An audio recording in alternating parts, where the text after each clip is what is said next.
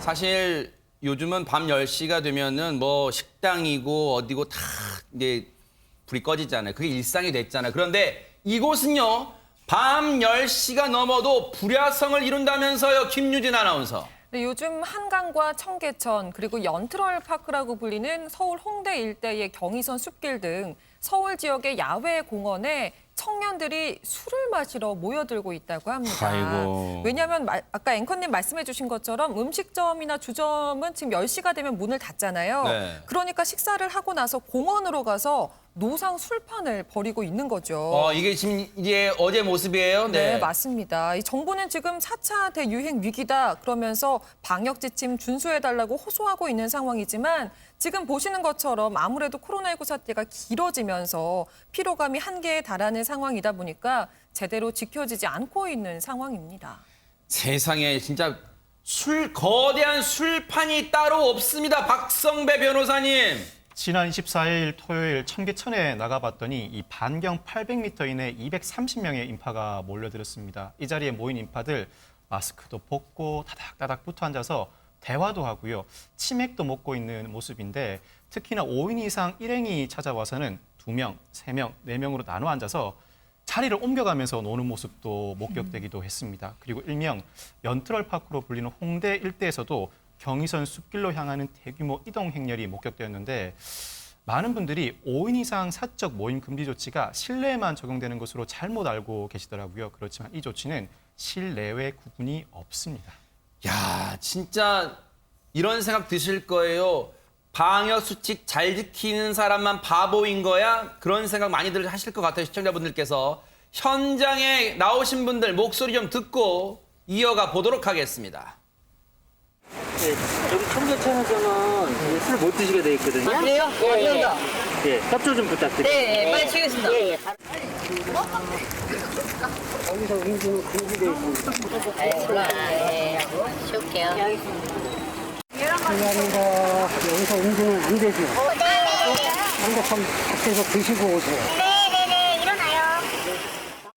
매장이 10시까지라서 다 오버 이유 말고는 갈 데가 없으니까 네, 그냥 근처라서 그냥 왔어요. 확실히 이제 날씨도 따뜻해지고 화창해지니까 이제 한강이나 아니면은 뭐 공원 같은데 같이 가서 뭐 돗자리 피고 뭐 술도 마시고 그러는 일이 좀 잦아진 것 같아요. 너무너무 이해할 수 없는 게요. 방역 당국이 아예 식당 가서 음주를 못하게 하는 게 아니잖아요. 그리고 예전에 9시 이제 10시까지로 1시간 더 늘려드렸잖아요. 그런데 앞서 어떤 분 보셨어요? 10시 이후에 갈 데가 없으니까 왔대요.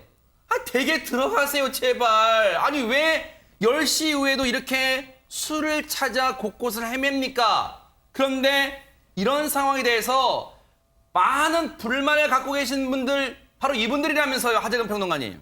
일부 자영업 하시는 분들이 좀 이제 불만을 토로하고 있다고 하는데 아니 식당은 밤 10시 이후에 단속을 이 방역 규제를 하면서 네. 야외 공원은 단속 안 하면 그게 무슨 소용이냐. 그러니까요. 이렇게 불만을 토로한다고 하는데 전문가들이 굉장히 좀 우려하고 있습니다. 왜냐하면 이게 코로나19가 침방울로 전염이 되는 건데 실내에서만 침방울이 생기고 실외에서는 안 생기는 게 아니잖아요. 아하. 실외라고 해서 전혀 안전한 게 아닌데 더군다나 실외가 더 위험할 수도 있는 게 뭐냐면 실내는 명단을 적잖아요. 아하. 문제가 생기면 추적을 할 수가 있잖아요. 아. 근데 야외는 저기서 만약에 감염이 생겼을 경우에 깜깜이 전염이 이루어질 수가 있기 때문에 아하. 야외가 더 위험할 수 있다. 네. 그렇게 전문가들이 좀 우려하고 있습니다. 네.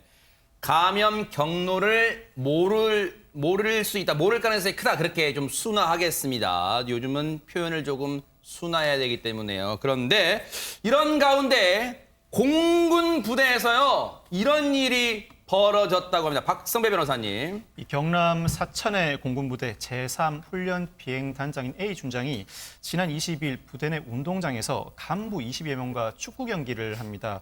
그 과정에서 상당수 간부는 마스크를 착용하지 않았고요. 그런데 당시에 축구 경기에 참가했던 간부 한 명이 고열 증세를 보여 검사를 실시한 결과 코로나19 양성 판정을 받게 됩니다. 공교롭게도 같은 날 민간인 확진자와 접촉자로 분류됐던 또 다른 간부 한 명도 확진 판정을 받게 됨으로써 이 부대 최초 확진자는 누구인지, 감염 경로는 어떠한지 오리무중인 상황입니다. 아하. 이런 상황이다 보니 부대원 1,600명에 대한 추가 검사를 실시하고 있지만 추가 확진자가 나올 가능성 배제하지 못합니다.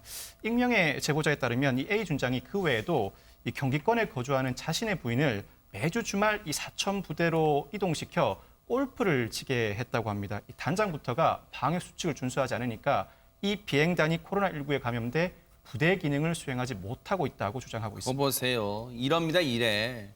누가 누구한테 방역 수칙 잘 지키라고 얘기할 수 있겠어요? 모범을 보여야 할 사람부터 지금 저러고 있으니. 그런데 앞서 이게 굉장히 중요한 게요. 앞서 하재근 평론가님 말씀처럼 감염 경로가 불분명하면 이렇게 위험한 거예요. 지금 부대원 1,600명이나 지금 검사를 받게 됐잖아요. 비용도 비용이지만요. 정말로 확진자 나오면 N차 감염 꼬리에 꼬리를 물고 지금 감염될 수밖에 없어요. 유인경 평론가님, 해당 준장 원스타 할 말이라도 있을까요? 한 언론과 인터뷰를 했습니다. 그 언론 보도에 따르면 준장이 책임을 충분히 통감한다. 지금은 또 코로나19의 19의 상황 수습에 집중하고 이제 끝난 다음에 적절한 처분을 받겠다라고 했고요.